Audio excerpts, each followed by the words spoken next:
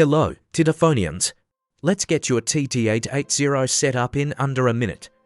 Inside the box, you'll find the handset, battery, back cover, and SIM card. Insert your standard SIM card and put it in the SIM card slot. Make sure that you've inserted properly. Slide up carefully.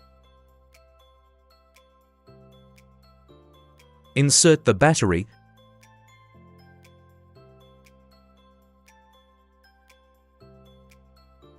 Then close the back cover securely. Press and hold the red button for 2 to 3 seconds to turn it on.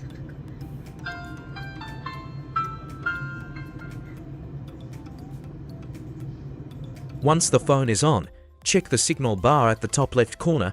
If you see bars, your SIM is working, and that's it. Your TT880 is ready to use. Don't forget to like, subscribe, and share for more helpful phone videos. Thanks for watching.